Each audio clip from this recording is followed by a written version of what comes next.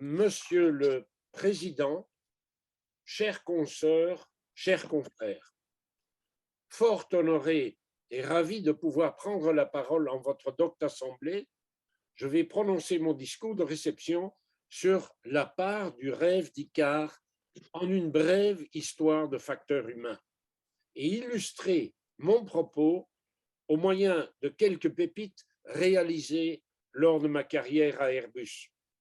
Il serait sans doute présomptueux de prétendre que mon parcours était voué à se dérouler en France, mais le fait d'avoir obtenu en 1966 un prix de l'Alliance française lors d'un concours de rédaction en Belgique avait peut-être valeur prémonitoire. Le sujet choisi, quel métier pour le futur, traitait déjà, mais sans le savoir, de ma part du rêve d'Icare, devenir pilote de ligne. Très tôt, dès mes 6 ans, en 1954, j'ai attrapé le virus de l'aviation lors d'une traversée transatlantique en DC-6 de la Sabena. Une simple visite au poste de pilotage suffit. Seulement voilà, en 1971, je ne fus pas admis lors de la visite médicale de l'école d'aviation civile belge en raison d'une très légère myopie à l'œil gauche. Et mon rêve s'effondra, mais il ne s'évapora pas. Cette colossale déception, après mes études d'ingénieur à l'Université libre de Bruxelles et au MIT à Cambridge, dans le Massachusetts, me rendra attentif à tout ce qui concerne les capacités humaines, vaste sujet. Et je tentais, malgré tout, de m'embarquer dans une carrière de navigant en effectuant des travaux de conseil pour me payer des cours de pilotage. Après le brevet de pilote de planeur, celui de pilote privé, suivirent la voltige, puis la licence de pilote professionnel sans y faire, car pas le sou. Et puis advint mon fabuleux service militaire à la force aérienne belge. J'étais officier au 15e ligne de transport. Je pus y effectuer l'IFR au simulateur de vol, validé dans le civil avec succès. J'étais responsable des cours techniques pour le personnel non navigant. Je pus effectuer pas mal de vols en Fouga Magistère et en T-33. Pierre Sparaco demanda au commandement de la force aérienne que je puisse effectuer un reportage en mission humanitaire au Sahel. Et puis arriva le colonel Alain Blum, figure emblématique de la chasse, qui reprit la base en main et me reprit en main aussi pour savoir comment était-ce possible. Je faisais tellement de choses à la force aérienne comme milicien. Il m'ordonna d'effectuer la minimum equipment list du C-130 et advint par après l'offre d'une compagnie grandissante, celle de Georges Gütelmann, qui accroissait sa flotte de 707 et cherchait des officiers mécaniciens navigants. Pour cela, il fallait aller dardard au cours à Aer Lingus et Alain Blum n'eut aucune hésitation pour me libérer, quitte à rattraper le temps après.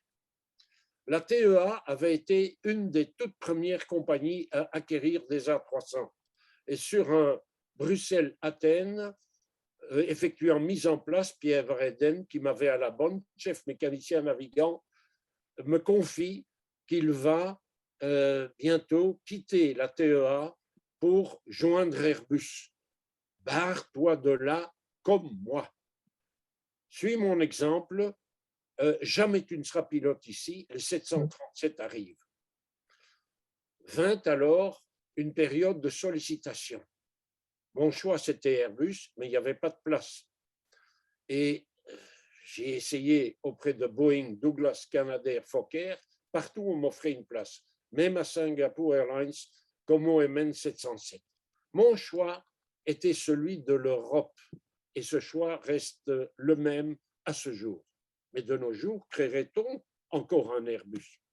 Après une année pas trop enjouée au marketing pour effectuer des études de route, Pierre Verheyden intercessa auprès de Bernard Ziegler et Pierre Beau et j'eus une interview décisive, celle-là, chez André Faure, qui commença par une histoire belge que je ne vous raconterai pas ce matin. Mais il enchaîna: avez-vous entendu parler de charge de travail?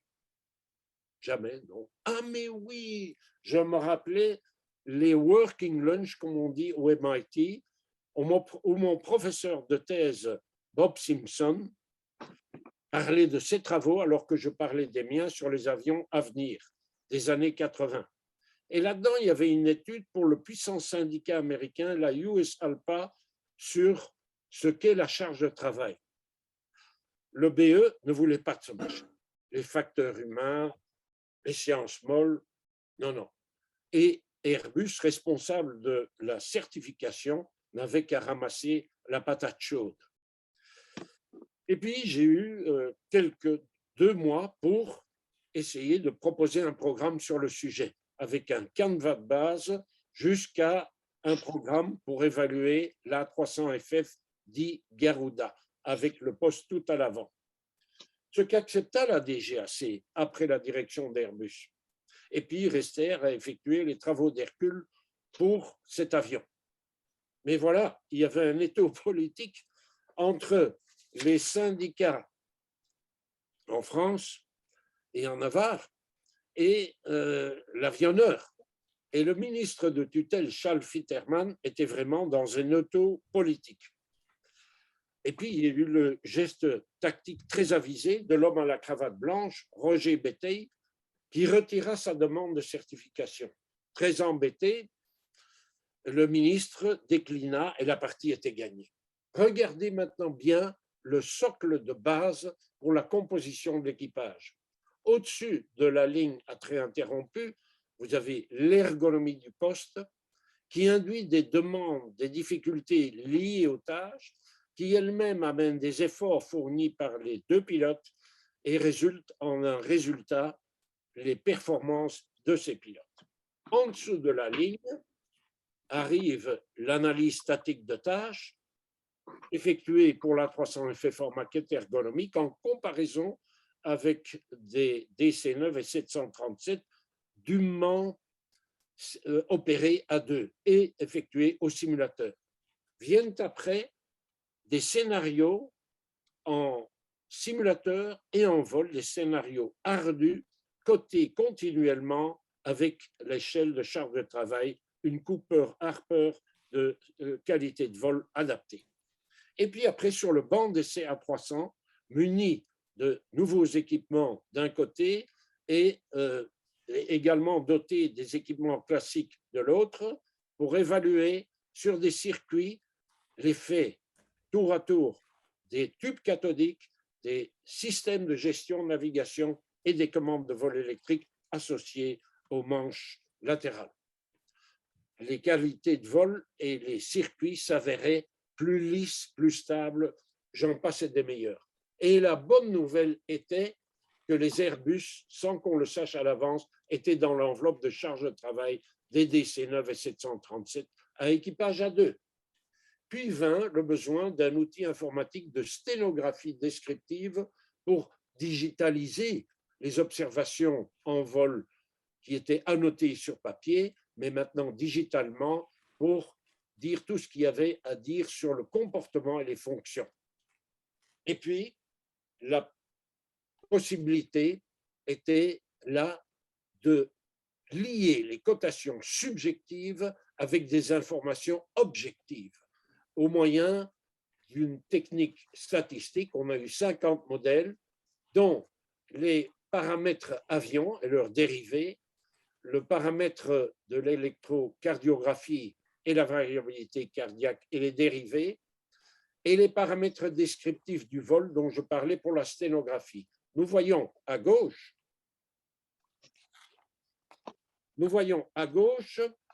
un modèle, le modèle en jaune recoupant bien les cotations en bleu. Et ici, en configuration monopilote et bipilote, en 340, une approche dotée de pas mal de problèmes, dont certains étaient involontaires, qui indiquent la bonne tenue du modèle. Le rêve d'Icare opère SAMU. À gauche, vous me voyez comme au Méhémen, et à droite, recevant des mains d'André Turcat le prix de notre grande académie, le grand prix de l'Académie de l'air et de l'espace. Également un brevet d'invention en France, en Europe, aux États-Unis. Toutes des lettres de créance pour faire agréer un procédé facteur humain, car je dois dire que le village gaulois restait malgré tout encore assez rétif à ce genre d'occupation. Il faut dire qu'au fil des générations et de l'évolution technologique, le bureau d'études pratiquait en fait des facteurs humains comme M. Jourdain écrivait de la prose sans le savoir.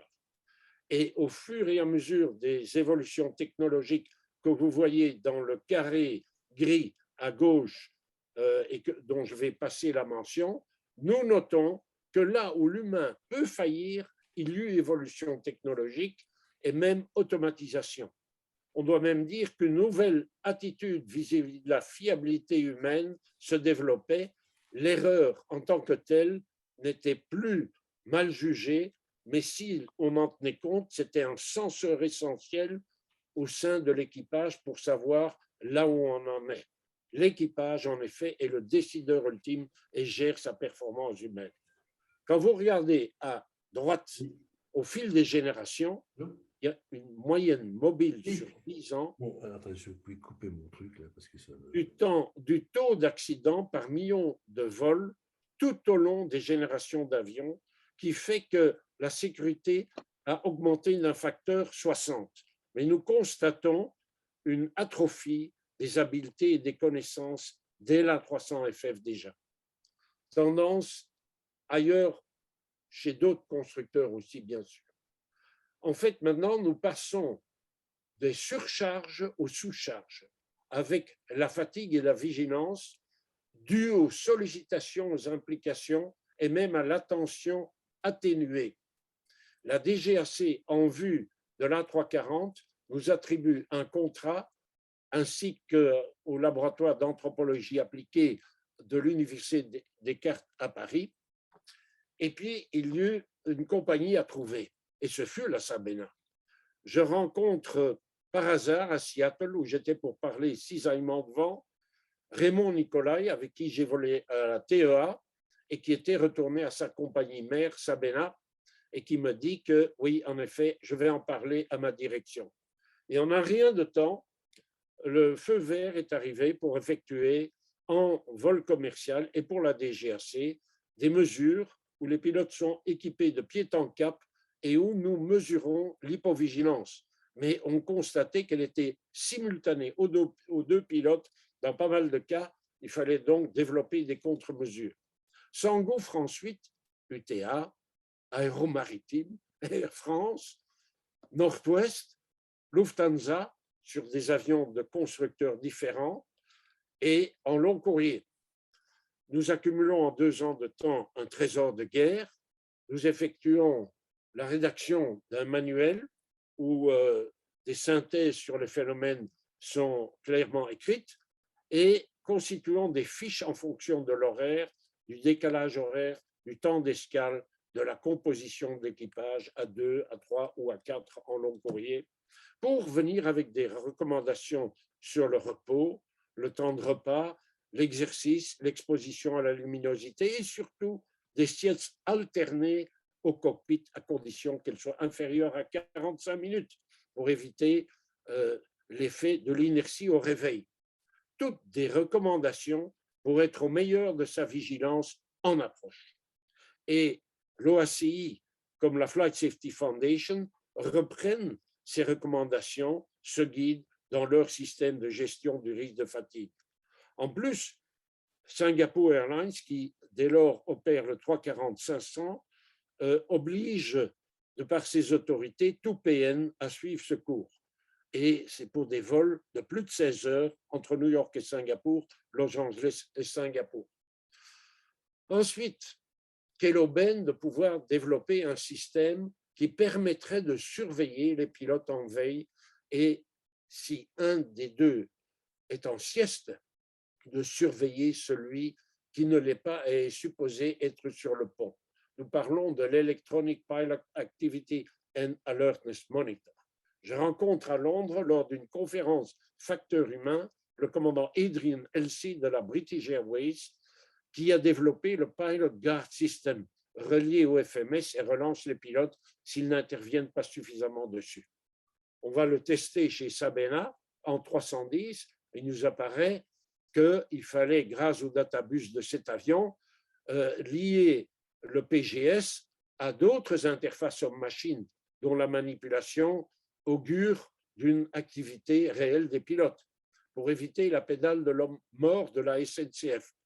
Je pense même qu'il faut le relier aux fermetures oculaires qui, elles, peuvent être observées aux caméras et qui sont corrélées aux électroencéphalogrammes et aux électro-oculogrammes. Et donc, ça veut dire que pour un temps delta T à régler, 5 minutes si le pilote est seul, 45 minutes s'ils sont tous les deux bien réveillés sur le pont. Si le pilote est entre les deux, il y a de la marge. Si le pilote n'agit pas pendant ce temps, il y a une alarme visuelle caution. Puis, s'il ne réagit pas à cela, un warning auditif. Et si alors le pilote applique des procédures de croisière pendant au moins 10 minutes, il y a un possible rebond neurocognitif à la Frédéric Dehaye de notre académie pour ce qu'on appelle une réactivation. Et vous voyez ici Nikolai qui s'active pendant que sa copilote pique un roupillon. Et ici, un autre commandant, je vais vous montrer le film, il va bientôt être laissé seul car sa copilote part en cabine et le commandant reste seul et on voit que rapidement, il commence un peu à piquer du nez, à avoir des gestes autocentrés, des saccades des yeux. Il est temps de l'en avertir pour qu'il prenne ses dispositions. Le système ne reçoit pas l'aval d'Airbus pour l'A380. C'est bien compréhensible. Nous n'avions pas gravi aucune marche de la Technical Readiness Level Scale de la NASA. Mais il y a un accord de poursuite chez Sabena. C'est de sacré Sabena. Le prix d'innovation est même donné à quelques-uns de mes stagiaires et la société Seeing Machines reprend le relais après la faillite définitive de Sabena, mais avec KT, Emirates et Singapour qui continuent, et peut-être pour des vols monopilotes, ça ne veut pas dire qu'il n'y aurait qu'un seul pilote dans l'avion, mais qui sait, monopilote avec 2 pilotes pour l'A350 cargo. À l'aune de l'ère de famille Airbus, il y a la commonalité. La circulaire consultative AC 120-53 sur les qualifications de type tomba à pic en 1993 et Airbus y est en tant que cobaye pour une validation de ce règlement avec Étienne Tarnowski et des pilotes du Flight Standardization Board qualifiés sur 320 et qui le seront sur 340 si la CCQ passe. Alors la CCQ, c'est un cours de différence. Mon apport là-dedans a été de dresser une liste des différences entre le 320 et le 340 au niveau des connaissances système et des habiletés manœuvres. Et ça a été complété avec le concours d'un pilote d'aéroformation pour les moyens didactiques les plus appropriés. Et ainsi naît et est validé le cours de différence CCQ, testé au simulateur et en vol. Et donc, nous passons assez vite des atouts de la CCQ aux opérations dites mixtes, où un équipage est à même de voler indifféremment sur le 320, 340 ou le 330, à condition de faire tous les 6 mois suffisamment de décollage et atterrissage sur l'une ou l'autre machine, tels que chez Sabena le 340 et le 330, des atouts réels, des coûts-bénéfices, et pas que financiers, mais permettant par exemple d'alterner des vols long courrier avec des vols moyens courrier. Après quelques couacs de communication de la part de la maison mère, il est jugé nécessaire et indispensable de faire des symposiums facteurs humains. Et j'ai eu le plaisir de pouvoir les organiser, 22 d'entre eux, entre 1996 et 2006. 5 vagues ou un éventail de réponses aux questions émanant des pilotes de clients Airbus peuvent être offerts pour apprendre à écouter sans être sur la défensive, découvrir d'autres cultures et expliquer nos interfaces aux machines en termes facteurs humains. Et à la suite de l'audit facteur humain lancé par Alain Garcia, faire de la recherche, donner du facteur humain concret à ramener aux compagnies telles que la gestion des ressources et des modules pratiques et didactiques, la gestion des menaces et des erreurs, le Threat and Error Management, et recommander des guides et des actions sécuritaires aux praticiens, tels que l'Approach and Landing Accident Reduction. Ces symposiums sont soutenus par l'OSI et la FSF et on passe graduellement à une orientation tout métier pour y mettre la cabine et la maintenance. Vint alors le chasse-papier, le less paper cockpit. Comment y transvaser les manuels d'opération? Avec Christian Monteil, il est décidé d'effectuer une rédaction exclusivement orientée vers un public de lecteurs pilotes, des praticiens du pilotage. Et la méthode, et elle a été beaucoup plus complexe par après, commença très simplement, comme au jardin d'enfants, de badigeonner de couleurs différentes les manuels opérationnels des 320 et des 340, ce que nous faisions en plusieurs régions du monde dans des réunions de liaison avec nos clients, les pilotes.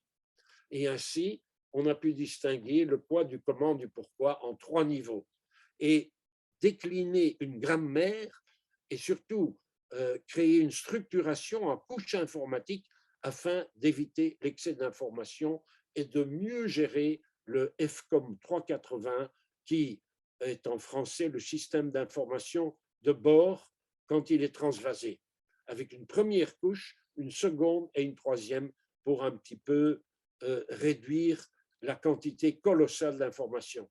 Sur un vol Paris-Los Angeles, bien après ma retraite, j'allais à Los Angeles pour un cours de conception avion. Quel plaisir d'entendre le commandant de bord, à qui je n'ai rien demandé, de chanter les louanges de ce dispositif, repris depuis sur le 350, dont le FCOM compte 6000 pages. Arriva le système AIRS, étayant les facteurs humains dans les rapports d'incidents et si possible couplé avec du Flight Data Monitoring. Au centre, vous avez l'équipage, avec sa marque, son style, son CRM, sa gestion des ressources, avec des actions, des comportements que nous étiquetons en fonction de ce qu'on lit, avec un vocabulaire de 50 différentes influences, informationnelles aussi, environnementales et organisationnelles, et de fil en aiguille pour les différents clients qui reçoivent un cours de formation, nous avons une reconstitution pour comprendre et enrichir l'expérience. Et nous avons, à cet égard, noté un support du management total et de la direction générale, à cette époque représentée par Volker von Thein. Et j'ai noté que dans les sphères de la sécurité, on n'appréciait pas du tout cette incursion. Mais force est de constater que de nos jours, pullulent partout, à la demande de l'OACI et des autorités gouvernementales, les Safety Management Systems et même le Safety Risk Management pour traquer les risques opérationnels, émergents et systémiques. Et l'AESA, en anglais EASA, mais en français AESA, fait le compte de tout cela chaque année lors de sa revue annuelle. Je note aussi que les facteurs positifs sont notés parce que de moins en moins, il y a des aspects négatifs, mais il y en a encore. Et si on veut être complet, voilà. Et ainsi, je puis prendre un peu de hauteur entre 2000 et 2007 grâce à l'European Advisory Committee de FSF, avec le guide opérationnel des facteurs humains en aviation. Nous organisions chaque année une conférence de sécurité, mais venions aussi avec un produit concret. Et cette fois, c'était pour les facteurs humains. Les facteurs humains sont un peu comme les raisins d'Ésope en mythologie grecque. Le renard n'arrive pas à les attraper. Et après avoir essayé un peu, il se lasse, car les raisins ne sont pas à sa portée. On appelle ça, avec le vilain mot, la dissonance cognitive. Mais quand le produit fut réalisé, 104 briefings, présentations, checklists et exemples de récits étaient réunis avec des récits en storytelling orientés facteurs humains. 31 récits qui sont dotés de liens informatiques pour revenir sur des briefings ou des présentations, si besoin est, afin de bien s'identifier aux situations qui, dans certains cas, ont eu une solution heureuse. Il n'y a pas que des accidents, il y a aussi des événements qui sont très bien résolus. Et ceci est à l'instar du bulletin de sécurité de Bertrand de Courville à Air France. Le tout est réuni chez Sky Brewery. Des centaines de milliers de consultations ont lieu depuis et le dispositif continue à être consulté. Et en épilogue de ce vol d'Icare, prendre un peu d'air sur le terrain des opérations a pour ma part été la façon de ne jamais rompre le fil d'Ariane en réalisant des manuels Getting to Grips sur des sujets perfos, économie de carburant et décarbonation, avec un objectif d'établir un consulting, ce qui fut effectué, et de réaliser d'autres applications informatiques traitant des données ou des paquets de données tels que l'Electronic Flight Folder ou le dossier de vol électronique pour la sacoche dite Electronic Flight Bag, ce qui fut réalisé, et de spécifier FEMIS pour utiliser les enregistreurs de vol, non plus pour la sécurité, mais également pour en dériver une évaluation de l'efficacité des vols, ce qui fut spécifié. Au réveil d'Icare, comment se rendre utile après le vide post-Airbus?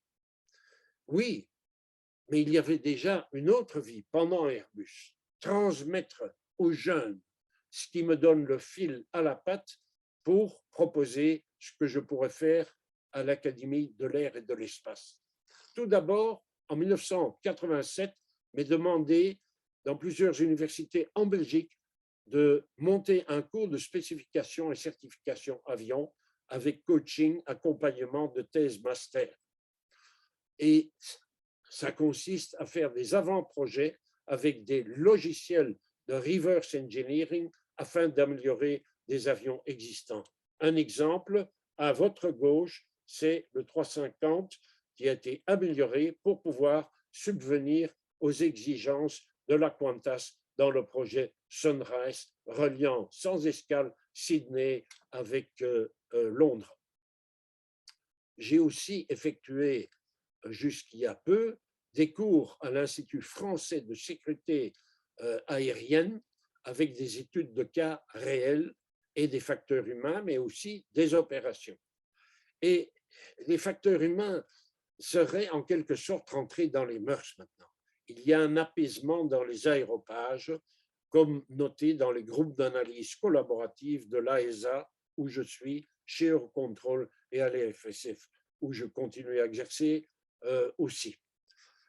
Alors, la focalisation possible et nécessaire, c'est sur la modélisation, poursuivant le travail visionnaire de Jean Pinet qui effectua une thèse sur le sujet, pour la compréhension des comportements et du travail cognitif sur accidents réels et classés, et un focus sur l'humain placé au cœur de l'ensemble avec l'intégration humain-système.